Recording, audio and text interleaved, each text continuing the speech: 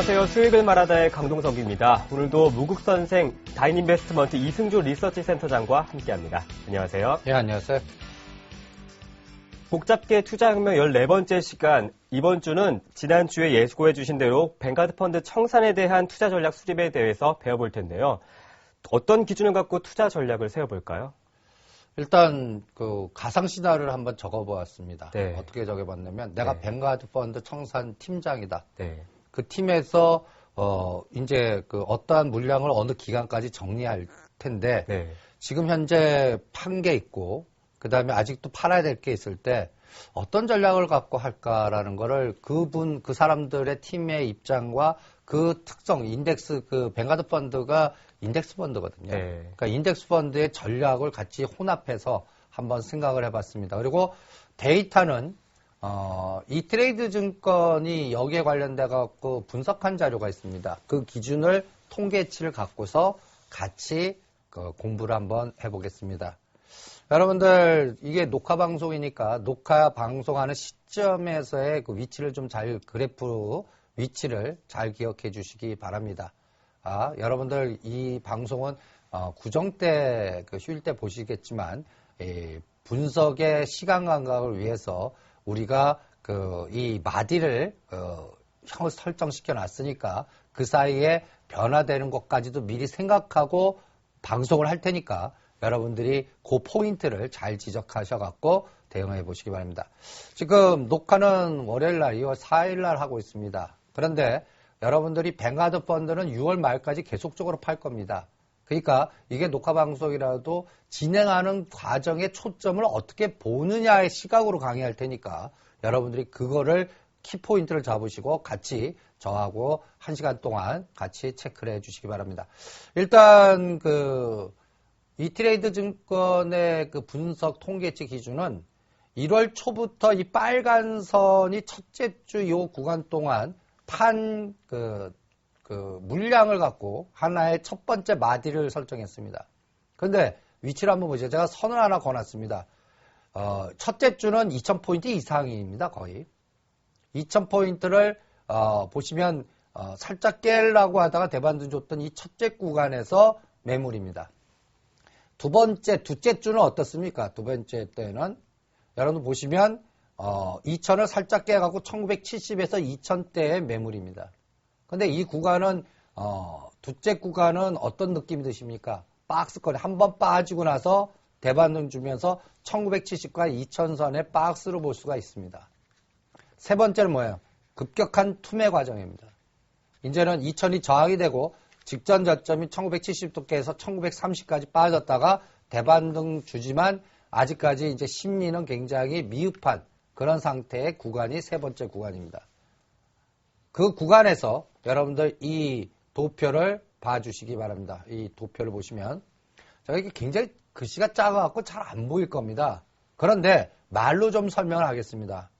여러분들 첫째 구간 동안 어떤 거는 10% 팔고 어떤 건 20%. 여기 두산중공업은 첫째 구간 20% 팔고 둘째 구간도 20% 팔고 아주 두산중공업이나 여러분들 이렇게 두산그룹 관련주들은 기계적으로 빠질 때마다 계속 팔고 있습니다.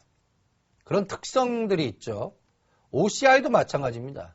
OCI도 첫째 주에는 12%, 둘째 주에는 12%, 셋째 주에는 25%. 그러면 여러분들이 이 비율은 정확하다라고 생각하지 마십시오. 그냥 1월 중에 외국인의 매도한 규모에서 이 종목의 주 단위 매도 비율을 카운팅해서 이 도표를 만들었을 겁니다. 그런데 1월 달에서 현재까지 외국인들이 1조 9천억을 판 것 중에 이러한 매도한 종목과 그 다음에 첫째 주, 둘째 주, 셋째 주 계속 판 거 있고 그 다음에 아직까지 한 주도 안 판 거 있고 그 다음에 2040에서 1930까지 빠지는 동안에 안 팔다가 최근에 급격하게 파는 것도 있고 여러 가지 순서에 따라서 여러 가지 어떤 변화가 있을 겁니다. 이 도표를 여러분들이 제가 단순화 좀 시켜놨습니다. 여기서 재밌는 거는 GS건설, 현대건설은 한 주도 안 팔았습니다. 여기서 아직 한 주도 안 판 거를 제가 빨간 박스로 이렇게 표시해놨습니다. 하나케미칼, 삼성정비락, 대림산업, 대우건설, GS건설, 한전기술, LG하우스 이런 종목을 한 주도 안 팔았어요. 여러분도 재미있는 특징이 건설주를 한 주도 안 팔았어요. 이 건설주 업황 나쁘고 앞으로 미래에도 성장성이 돌아가면서 업황이 나쁠 거로 보는데도 아직도 한 주도 안 팔았어요.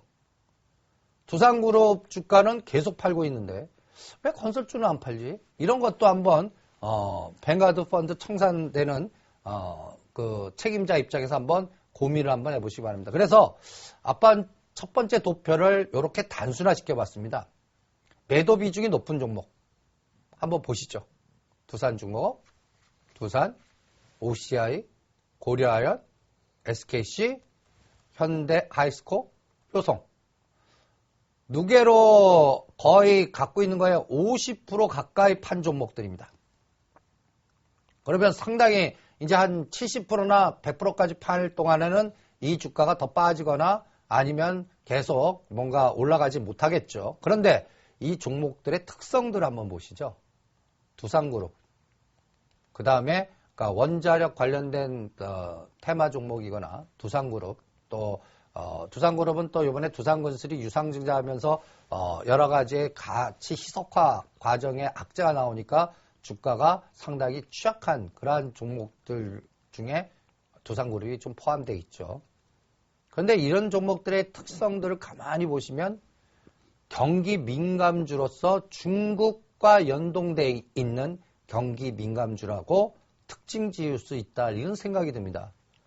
여러분들 OCI, 고려아연, SKC, 현대하이스코 그러니까 중국 소재 관련된 철강, 화학 이런 종목들 중국, 원자력 이런 종목들이 뱅가드 펀드의 매도 비중이 높은 종목들입니다.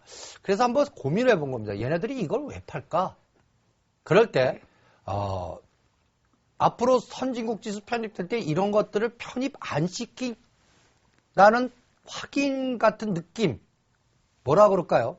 그러니까 이번까지 판 다음에 앞으로 미래 성장성이나 앞으로의 업황이 개선되면서 뭔가 판단하려면 먼저 팔기보다는 뭔가 좀 자전을 돌리면서 블록딜이라고 표현하는데 블록딜로 남겨놨다가 전체적으로 선진국 지수로 편입시키는 그런 과정을 형성할 텐데 지금은 그런 게 아니고 왜 먼저 이렇게 팔까 이런 생각을 고민해 볼 때 경기 민감주로서의 중국 소재, 철강, 화학주는 일단 상반기 중에 일단 업황이 개선이 되는지 얘네들도 불확실하다고 판단하는 건지 일단 매도 비중을 강화시키고 있습니다. 그래서 이런 종목들 갖고 계신 분들은 3월 달에서 5월 달 코스에 전체적 보유 비중의 그러니까 4분의 3 정도, 75% 넘는 과정에서 더 이상 안 빠지면 그때쯤에 여러분들은 관심 갖는 게 어떻겠나 이렇게 전략을 세워드리고 싶네요. 그래서 이 부분을 동태적으로 추적해 보시고요. 그 다음에 건설주가 매도하지 않았으니까 이거 건설주는 어떤 종목들은 최근에 GS건설이나 이런 종목들 대림사를 보면 저점되고 올라왔거든요. 그런데 이건 왜 매도하지 않았을까? 매도하지 않은 건설주는 평균 단가가 너무 높다는 생각이 드는 거예요. 그래서 이 뱅가드 펀드 입장에서도 지금 수익 이렇게 한번 생각해 보겠습니다. 네 가지 환경을 한번 생각해 보겠습니다. 여러분들 의사결정 한문을 공부하실 때 그 상황을 2대2 매트릭스로 나누는 방법이 있거든요. 제가 뱅가드 펀드 매니저라고 그러면 그걸 그대로 이용할 겁니다. 그래서 어떻게 하느냐? 6월 말까지 팔아야 돼요. 팔아야 되는데 그런데 어떤 종목은 너무 좋게 보여요. 그래서 지금 그 이머징 마켓 펀드를 선진국 펀드로 바꾸는 과정에서 팔아야 되지만 나는 이거를 선진국 주식에 편입시켜갖고 계속 갖고 가고 싶어하는 섹터가 분명히 있을 겁니다. 그쪽 섹터는 한 주도 안 팔고 막판까지 기다렸다가 그 생각하는 선 넘으면 오히려 좀 팔고 그렇지 않을 때는 롤오버 시킬 것 같아요. 롤오버 감각은 뭐냐? 마감 전까지 가만히 있다가 그 물량을 선진국 지수 편입되는 펀드에다가 자전을 돌리는 겁니다. 그 방식이 하나 있어요. 그걸 블록딜이라고 그럽니다. 이 방법을 쓸 것 같아요. 그러니까 여러분들이 뱅가드 펀드 중에서 미래 성장성이 있고 앞으로도 뭐 인덱스 펀드 기준으로 대표성이 높으면서 끝까지 갖고 갈 것 중심으로는 안 팔래요. 그러면 삼성전자, 현대차 왜 팔어? 대표성이 있는데 그거는 차이가 큽니다. 시가상위 10개는 오히려 뱅가드 펀드 내가 책임자라면 레버리지를 일으켜갖고 내가 오파를 내가 들고 있잖아요. 그리고 우리 한국 시장에 우리 기관들의 방어력이 약하거든요. 그러니까 6개월 동안 레버리지 일으켜갖고 시소수익 만들면서 시장 영향력이 큰 시가상위 10개 종목은 변동성 전략 쓸래요. 그래서 현대차, 삼성전자 그거 갖고 매도 타임을 이용해서 변동성 전략을 쓸래요. 그래갖고 거기서 레버리지, ETF라든지 선물, 옵션 이런 것들 연동해서 꼬리가 몸통을 흔들게 해갖고 완전히 오파를 내 마음대로 아닙니까? 그러니까 삼성전자 재료 납부터 135만 원 만들었다가 좋게 나오면 155만 원 만들어갖고 또 155만 원 만들었다가 140만 원 만들고 내 마음대로잖아요. 거기에 선물의 변동성을 한 20, 30포인트 왔다 갔다 하게끔 만드는 거예요. 6개월 동안. 수익 극대화 전략 할 수 있습니다. 이걸 절대 전략이라고 그래요. 나는 그 전략을 쓰겠습니다. 그러니까 시가상위 종목들은 프로그램 매매든 레버리지 일으켜서 변동성 전략을 이용하는 데 쓸래요. 그런데 롤오버 시키는 것들 전체적으로 선진국 주택 기본적으로 편입돼야 되는데 중소형주 같은 거 물량 사기 힘든 것들 예를 들어서 삼성생명이라든지 CJ라든지 뭐 농심이라든지 뭐 아모레지라든지 뭐 이런 나 2015년이나 앞으로도 한 5년 더 들어갈 거 중소형주 중에는 그걸 한 주도 안 팔고 블록딜로 자전시켜버리겠습니다. 그 전략은 분명히 있을 겁니다. 또 하나 아까 건설주 한 주 안 팔았다고 그랬죠. 업황은 나빠요. 그런데 예를 들어서 인덱스 펀드라고 암만 그래도 평균 손절을 30% 이상 한다? 그러면 생각을 해볼 거라고요. 평가손 상태를 현실화시킨다? 이건 너무 손해폭이 커. 이거는 마찬가지로 그런데 그것이 업종의 대표주야. 예를 들어서 GS건설, 대림사나 현대건설 같은 경우.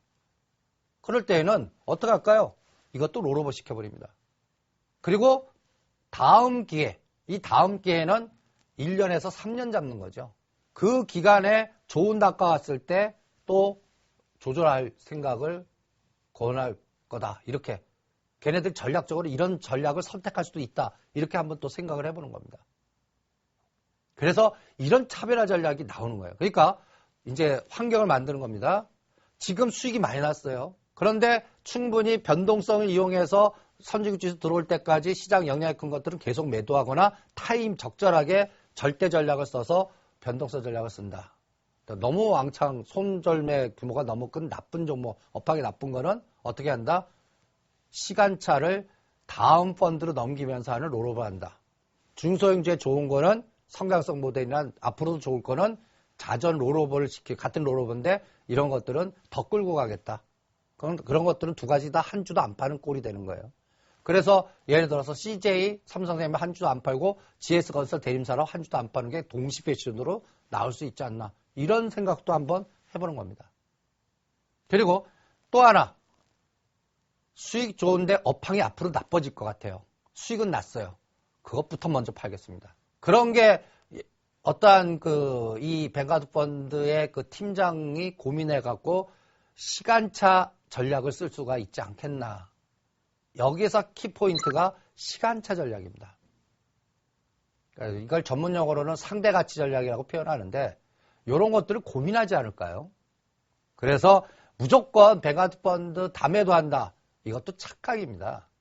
그러니까 이런 다양한 전략을 응용할 수 있다는 걸 한번 숙지해 주시기 바랍니다. 그래서 여러분들 어떤 신문의 논조에 뱅가드 펀드를 한 주도 안 팔았어요. 대우조선해양이라든지 뭐 예를 들어서 현대상선이라든지 한 주도 안 팔았는데 이제부터 팔면 이 주가는 이렇게 빠졌음에도 급락할 겁니다. 이 시각 잘못됐다는 얘기예요.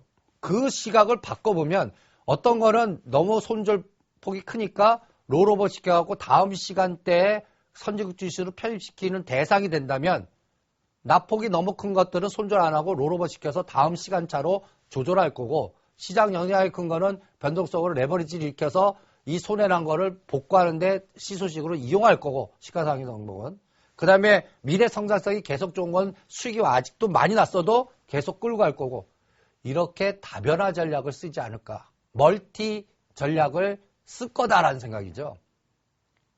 그래서 동태적으로 추적해 가는 게 중요해요. 그러니까 여러분들 매주마다 나오는 외국인 매도가 다 뱅가드 물량은 아닐 겁니다. 일부 유럽계나 다른 쪽도 분명히 있을 거예요. 그러나 그 종목의 속성들은 계속 같이 추적을 해 주시기 바랍니다. 어떻게 추적하는데? 저와 같이 한번 추적하는 거예요. 1월 초부터 이 방송하는 그 월요일 전에 전번 금요일까지의 데이터입니다. 외국인 매도 상입니다. 1등이 뭐예요? 이건 거래량 기준입니다. LG 디스플레이를 1등 매도입니다.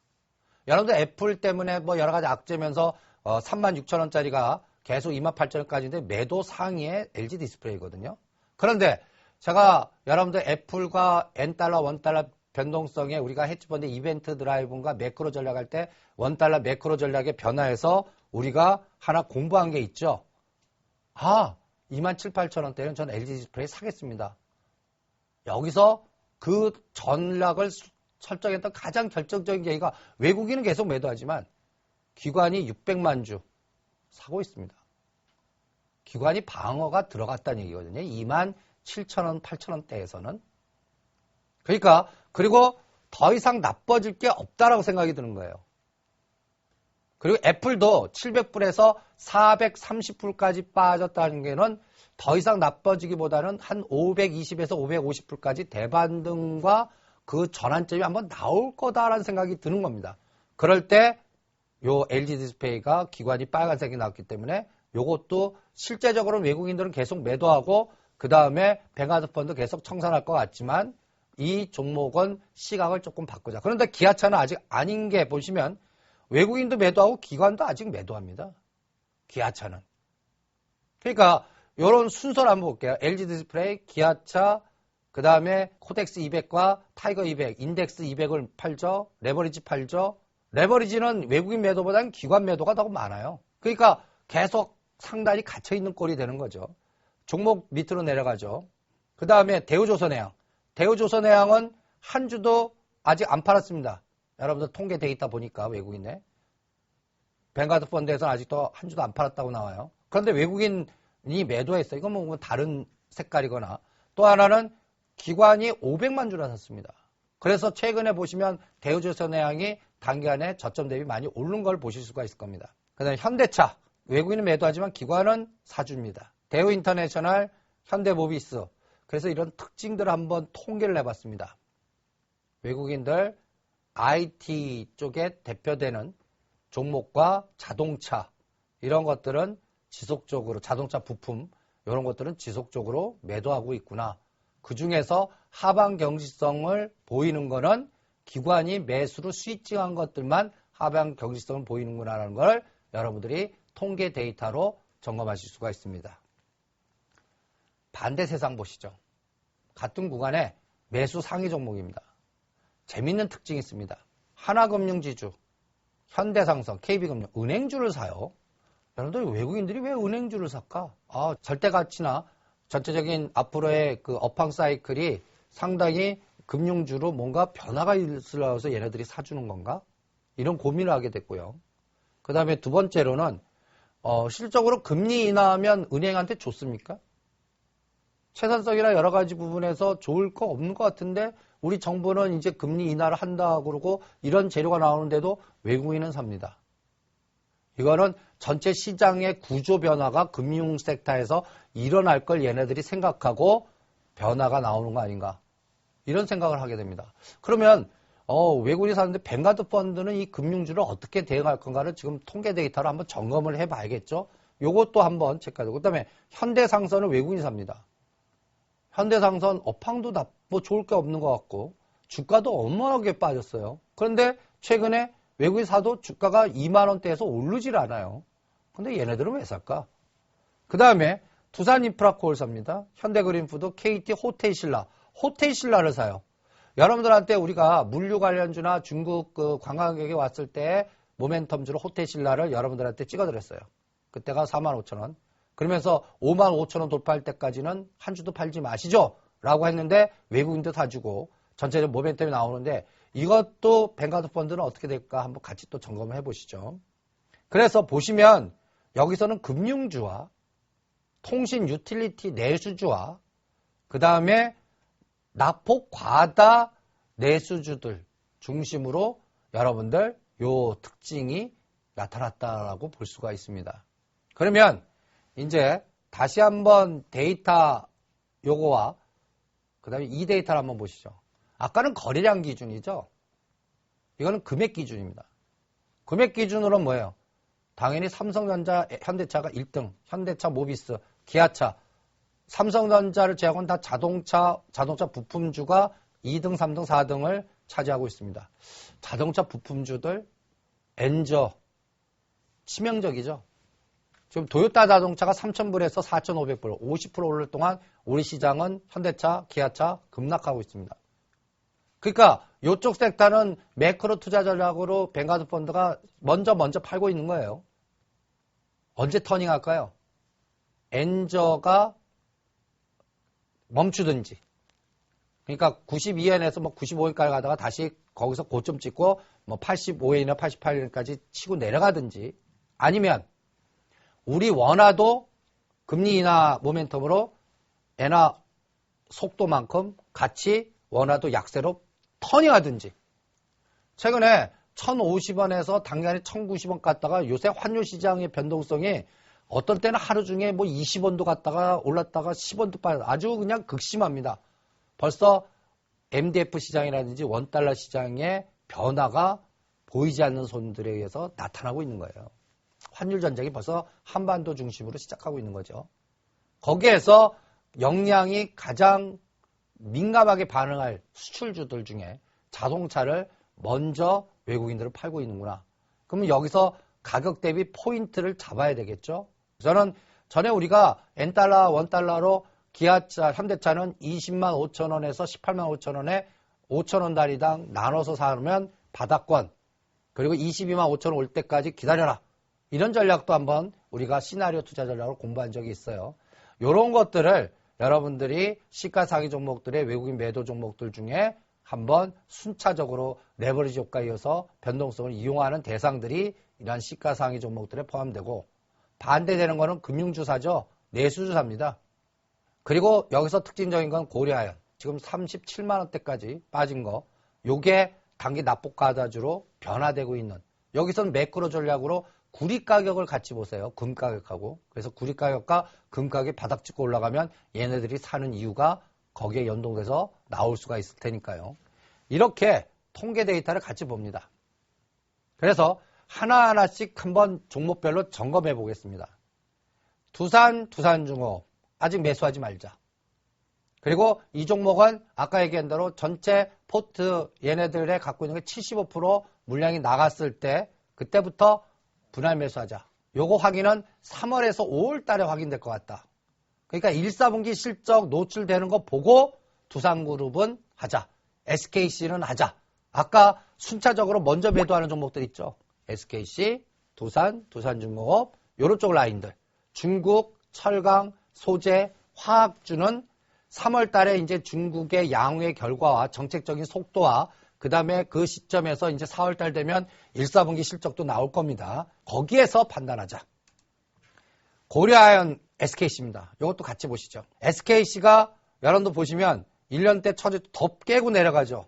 그러니까 SKC는 3만원과 3만 4천원대 부근에서 분할 매수하고 분할 매수 전략을 1,000원에 깔아놓고 3월 중순이나 4월 때 실적 노출될 때까지 모은다 감각이고 그 다음에 요거는 두산중공업이나 SKC나 전략은 비슷하게 가자. 근데 아까 SKC는 요거보다는 조금 낫지만 다 똑같이 우하향 종목입니다. 요거는 구리 가격이나 금 가격을 연동해서 이제 바닥 따지기를 35만원과 30만원 연동해서 여기서 모았다가 구리 가격이 올라가는 모멘텀이 나오는가를 확인하고 그때는 뱅가드 펀드 물량이 50% 이상 나오고 그 다음에 구리가가 올라가면 확인형 매수가 전략적으로 더 나오는 거 아닌가 이렇게 판단하고 있습니다. 건설주입니다. 대림산업 GS건설 바닥 찍고 올라가죠. 대림산업. 근데 한 주도 아직 안 팔고 있어요. 요거는 제가 그래서 길게 봤습니다. 3년 동안에 평균 단가가 상당히 많이 아직도 물려있거나 뭔가 지금 단가에서는 안 팔겠다고 의지를 결정한 거 아닌가. 그래서 롤오버 시킬 가능성을 좀 조심스럽게 생각을 하고 있고 여기서 10%가 더 올라가면 그때쯤 매도할 것 같다는 생각을 조심스럽게 갖고 있습니다. 그러니까 지금 가격대보다 10% 내지 그 이상 올라가면 그때쯤 비율 매도할 거다라는 판단을 제시해드리고 싶습니다. 그 다음에 SKC와 두산중공업을 같이 비교하는 거는 이것도 3년 그래프로 본 거예요. 그래서 3년 동안의 평균 단가 이거의 위치를 보시고 여러분들 여기에서 SKC, 두산중공업은 2011년도에 저점도 깨고 내려간 상태입니다. 그런데도 아직도 팔아요. 먼저 팔아요. 그러니까 이런 것들은 여러분들이 이거는 오히려 평균 단가로 손해봤어도 지금도 팔겠다는 의지를 갖고 있는 것 같아요. 그래서 두산그룹이나 부채 비율이 높거나 유동성 얘기가 나오거나 여러 가지 이러한 마이너스 부분에 있는 것들은 1, 4분기 실적 확인하고 그 다음에 뱅가드 펀드가 75%에서 100% 정도 매물이 나온 다음에 확인형 매수를 그때 하자라는 전략으로 여러분들한테 체크해드립니다. 그 다음에 삼성전미랑 한전기술은 아까 통계 데이터에서 한 주도 아직 안 팔았어요. 한전기술 오히려 이렇게 저점대에 올랐는데도 아직도 안 팔아요. 요번에 우리가 전력 수급 계약이 전략이 모자르고 블랙아웃 얘기 나와도 어떤 전략이 나옵니까? 원전 안 짓겠다고 그러고 스마트 그리드나 전력을 절약하거나 그 저장하는 기술 이런 것들을 그 다음에 풍력이나 태양광 쪽에 다른 전력을 유도할 수 있는 대체 에너지를 개발하겠다는 게 정부의 입장입니다. 그러니까 원자력 관련돼 갖고 두산중공업이 저렇게 떨어지고 그 다음에 전력 설비, 스마트 그리드, 전력 관리 쪽 관리하면 한전기술이거든요. 그러니까 그런 쪽으로 이동하니까 얘네들이 이런 걸 안 파는구나. 이렇게 또 체크할 수가 있는 겁니다.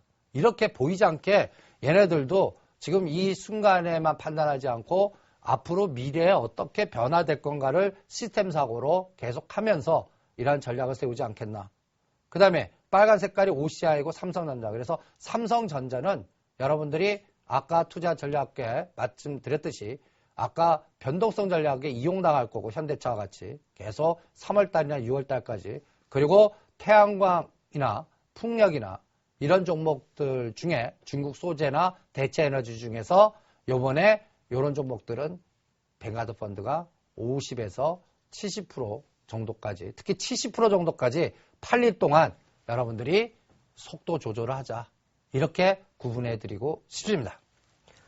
네, 뱅가드 펀드 중에 아직 한 주도 매도하진 종목이 있다면 어떻게 처리하는 게 가장 좋을까요? 그래서 지금 그 뱅가드 펀드 한 주도 안 판 종목들을 샘플링 하는 게 중요해요. 네. 그러니까 아까 뭐 삼성전미락이라든지 현대산업 이런 샘플링을 했죠. 네. 마찬가지로 아직도 한 주 안 판 것들, 아직까지 외국인들 매도가 아직도 안 나온 것들을 통계 데이터로 하나의 점검해 가면서 매주 확인하는 게 중요합니다. 네. 아까 샘플, 두 번째 샘플을 한번 보았고, 한 주도 안 판 종목도 한번 보실래요? 여기 보시면 삼성 테크인 나옵니다. 대우조선해양 나오고요. 그 다음에 아까 얘기한 현대상선이 아직도 한 주도 안 팔았어요. 대신 중공업 관련 주들은 첫째 주, 둘째 주 안 팔다가 셋째 주 구간에 매도 비중을 높이더라고요. 여기서 보시면 50%까지 판 게 CJ 대한통운, 20%대가 두산인프라코 이런 것들은 파는데 현대중공업 이런 것들은 파는데 현대상선, 대우조선해양, 삼성테크는 아직도 한 주 안 팔아요. 현대상선 그래프 보면 낙폭 과다줍니다. 그러니까 얘네들이 평균 단가가 너무 높다는 얘기 같아요. 그 다음에 삼성테크나 대우조선해양도 아직 한 주도 안 팔고 있습니다. 이게 단가가 더 올라가면 팔 수 있겠죠. 그러나 또 롤오버 시킬 수도 있다는 사고도 한번 같이 체크해 주시고요. 그 다음에 가장 중요한 게 밑에 한번 보시죠.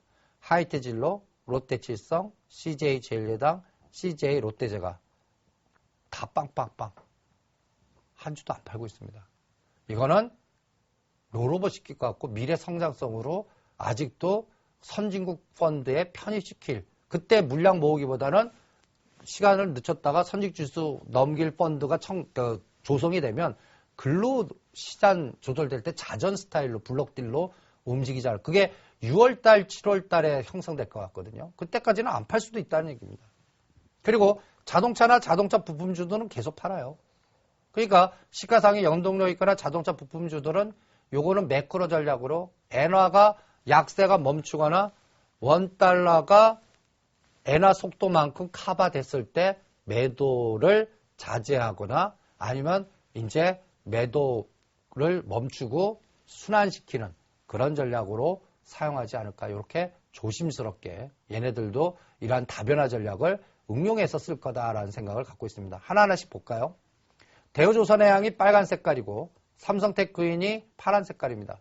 삼성테크인은 아직도 한 주 팔지도 않았는데 쌍바닥 찍고 좀 뭔가 터닝을 해요. 그러니까 제가 생각하기에는 삼성테크인은 지금 5만 5천 원대에서 5만 8, 9천 원까지 올랐는데 한 6만 3천 원과 6만 5천 원대도 안 파는가 한번 점검해 볼래. 거기서는 물량이 나오지 않을까.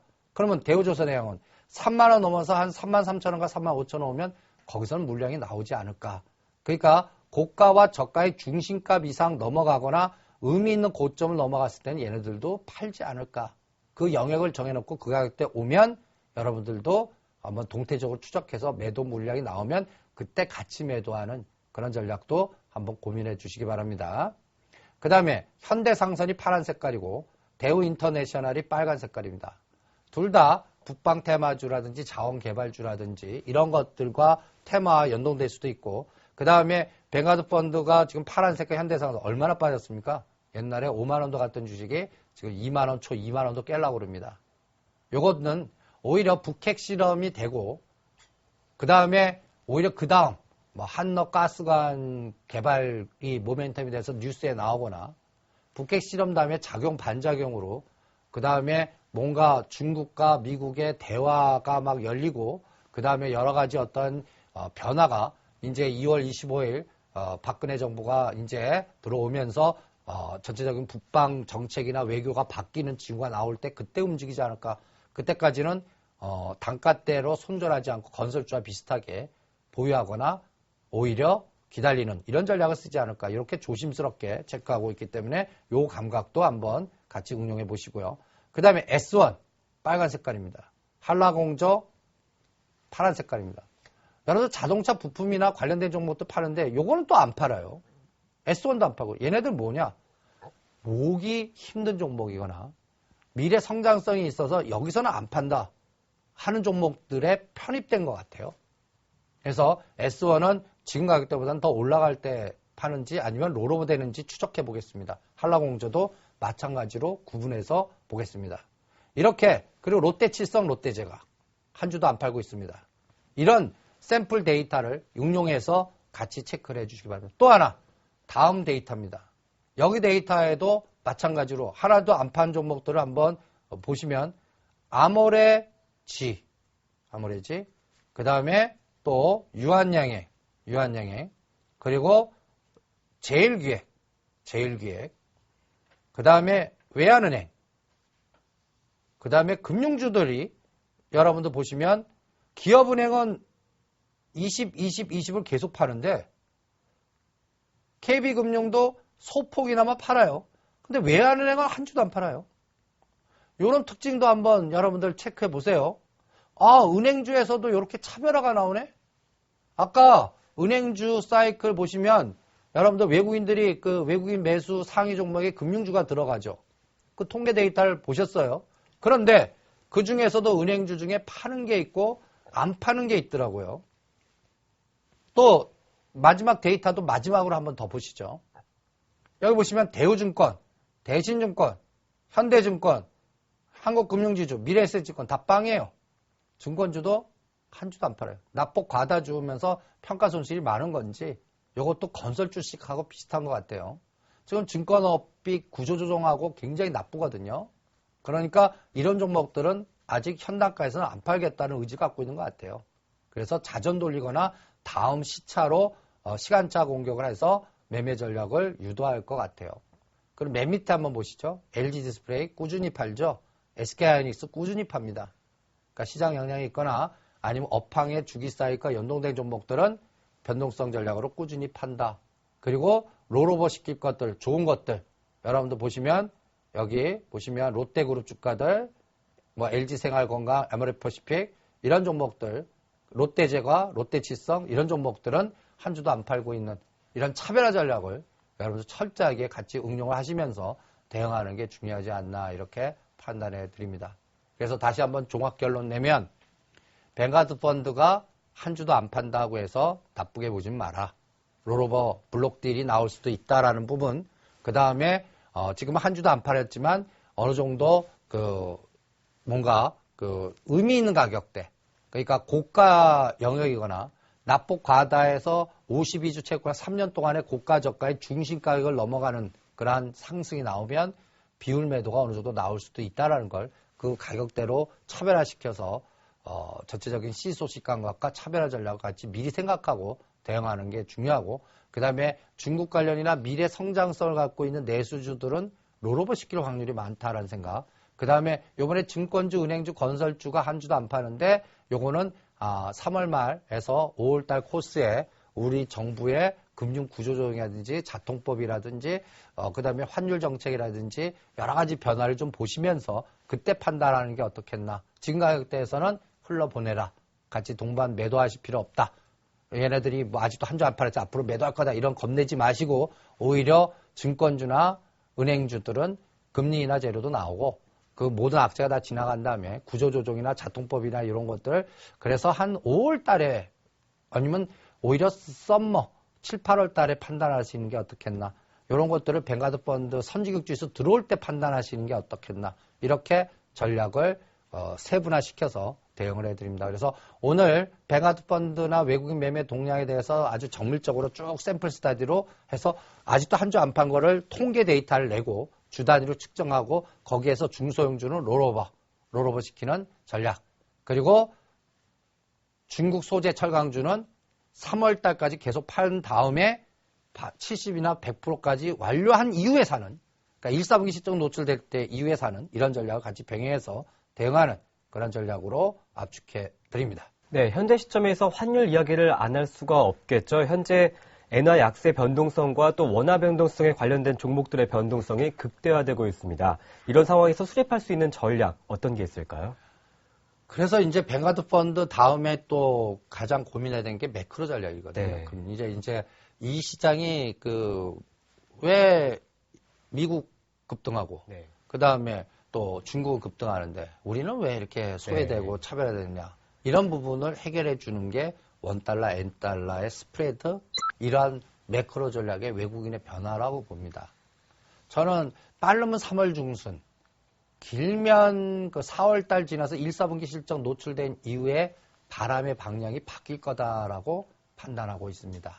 그러니까 요 판단을 여러분들 원달러, 엔달러의 스프레드와 그 다음에 가장 대표적인 종목을 한국전력과 현대차 우리가 공부한 게 있어요. 엔달러, 원달러. 그리고 일본 자동차의 도요타 자동차와 현대차 이런 것들을 동태적으로 비교해 가시면서 매 주마다 위치 파악을 같이 하시는 게 어떻겠나.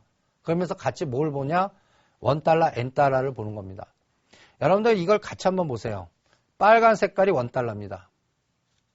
여기 2월 1일 기준의 데이터인데 1,050원까지 갔다가 어느 순간에 1,097원까지 급등했다가 오늘 월요일 날은 여기서 10원이 빠졌어요. 1,080원대까지 또 떨어집니다. 여러분들 이게 이 원달러 시장이 뭐 2, 3원도 아니고 10원 단위로 하루 중에 올랐다 떨어졌다 합니다. 상당히 변동성이 큰 겁니다. 이거는 여러분들 이번 2월 7일 날 정부에서 그 그린북을 발표합니다. 여러분 그린북이 뭔데? 미국에는 매달 베이지북이라고 베이지 색깔 그 표지 표지 앞 색깔이 베이지 색깔에서 베이지북이라고 그래요. 거기에서는 여러분들 뭐 물가의 동향, 국제 수지 동향, 그다음에 뭐 여러 가지 경제 동향에 대한 그 어떤 흐름 같은 거를 체크합니다. 우리나라는 그게 그린 색깔이에요. 그래서 그린북이라고 그러거든요. 그게 2월 7일 날 나옵니다. 1월 7일 날은 여러분들이 정책적으로 지식경제부에서는 전력 수급 계획을 발표하고 그 다음에 또 그린북을 발표합니다. 2월 8일에는 또 KDI에서 경제 동향을 발표해요. 거기서 우리 성장률이라든지 인플레 물가 지수라든지 환율이라든지 이런 것들의 중요한 포인트가 나올 거예요. 제가 그린북을 왜 중요하게 보느냐? 환율에 대한 이 환율 변동성이 이렇게 큰 거는 그린북에서 이제 뭔가 칼을 뽑아서 쓰겠다라는 것 같아요. 이런 생각이 드는 겁니다. 그래서 이 원달러 시장이 요동을 치고 있다라고 보는 겁니다. 여러분들이 지금 정부에서 이제 이러면 안 돼. 뭔가 차별화를 디커플링 막아내는 정책적인 변화를 줄 하나의 카드를 쓸 거는 첫 번째가 금리 인하입니다. 금리 인하에서 채권 투자 쪽으로 간 자금들을 그러니까 채권으로 간 국고채 가는 애들은 금리 인하 할 거야. 그래서 금리 인하 하기 전까지는 절대 주식으로 안 와요. 금리 인하하면서 채권 가격 급등을 노려갖고 얘네들이 그쪽으로만 했거든요. 그러니까 정부에서는 채권 투자에다 세금을 매기겠다라든지 금리 인하하겠다. 이 카드를 쓸 수가 있거든요. 채권. 그래서 돈 들어와서 주식 아니고 채권 쪽으로 가는 걸 막으려고 하는 외국인들이 채권 투자에 세금을 물리겠다라는 전략이 하나 있고 금리 인하 전략이 하나 있습니다. 요거를 그린북 발표 시점 전후에서 노출될 가능성이 많아요. 거기서 벌써 변화의 변동성이 나오고 있는 거다라는 생각이 드는 겁니다. 거기에서 여러분들 도요타 자동차와 현대차를 추적하는 거예요.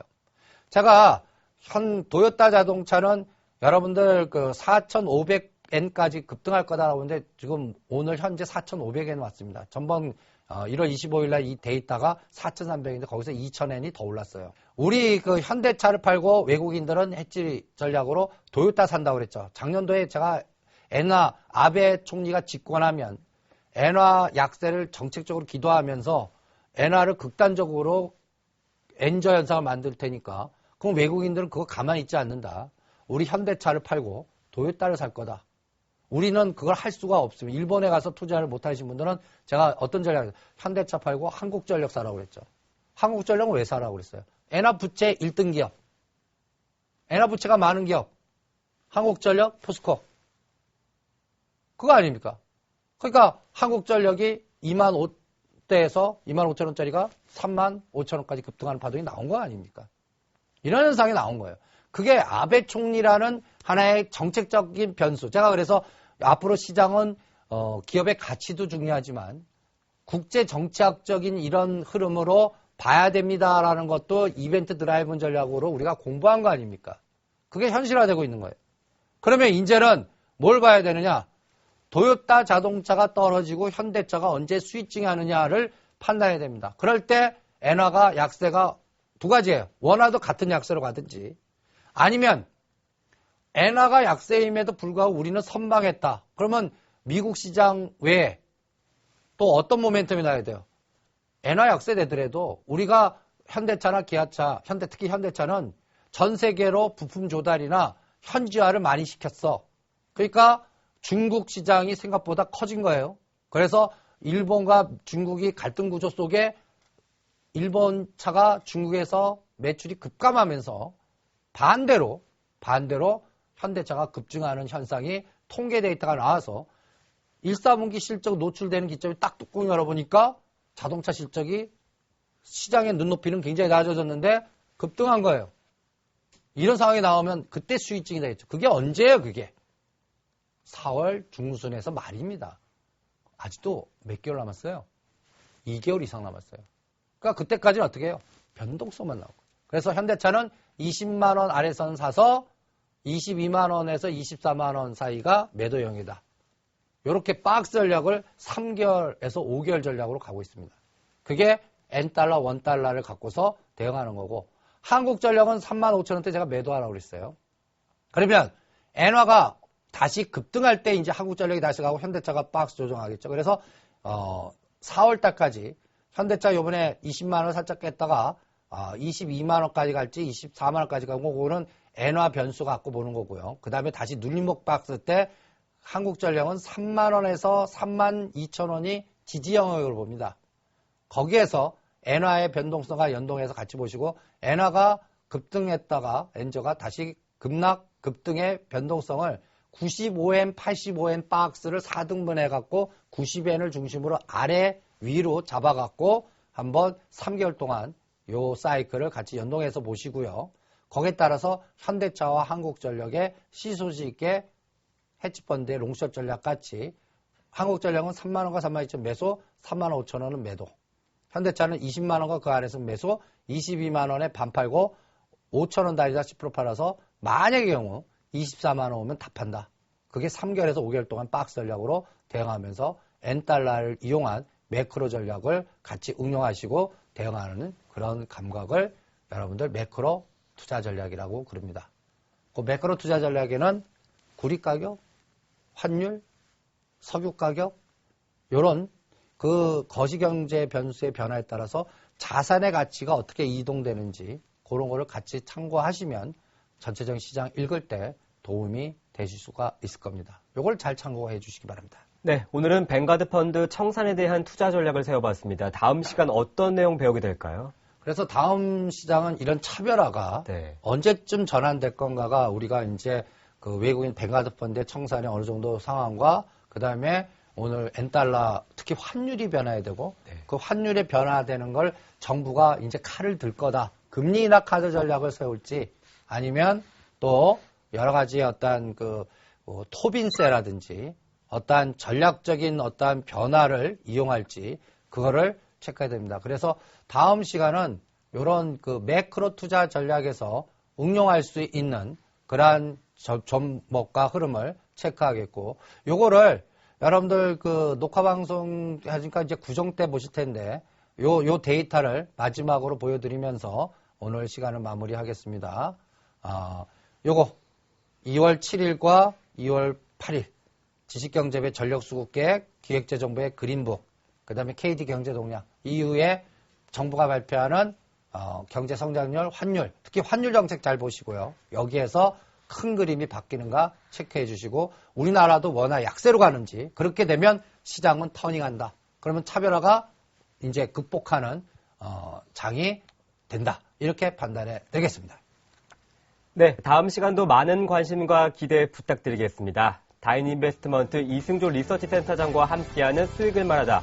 궁금한 점 있으시면 언제든지 서울경제TV 수익을 말하다 홈페이지를 통해서 글 남기실 수 있습니다. 시청해주신 여러분 고맙습니다.